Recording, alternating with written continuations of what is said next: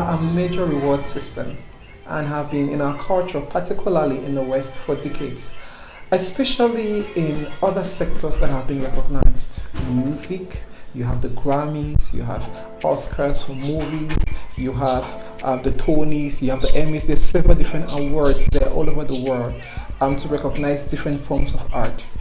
But for spoken word, not so much. It's just recently that spoken word was included in the Grammys, and it has been included in some places, but it's still pretty much not center stage. In Africa, the award system is not so strong, especially for artistry in general, because we mostly have rewarding systems for conventional educational ladders. But when it comes to art, it's different. That's why awards are important, particularly spoken word awards and voice artist awards.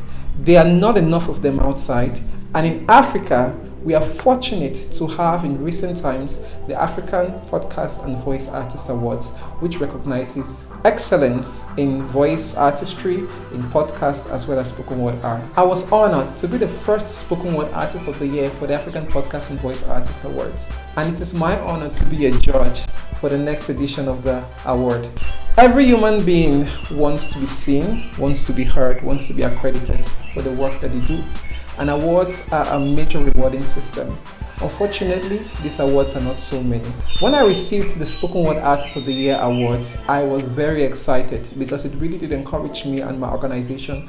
I felt seen, I felt heard, I felt appreciated, and I felt understood. And that is a feeling that I believe is very important for artists all over the world, particularly here in Africa. And African artists do not get enough recognition. We all need to be seen and heard and appreciated and celebrated. And that is what awards bring to the table, particularly the African Podcast and Voice Artist Awards. It is my honor to play a role as a judge as I celebrate and uplift the next generation of spoken word artists. I consider it a privilege and a rare opportunity to stand the gap for these artists who are thriving in our communities all over Africa. I have seen talent, raw talent, and I am so excited about the future of this industry. It is my hope and my prayer that we celebrate and push these artists, that the world gets to see them and celebrate them for the geniuses, for the kings and queens that they truly are. The awards are given on the creativity, the innovation, the excellence upon delivery, and the quality of the work that we receive. One of the things that this award brings is that it creates a healthy community. It creates a community of artists that have not otherwise been connected, and it fosters some form of collective creativity. I think that there has not been an industry, a well-established industry for voiceover artists and spoken word creatives.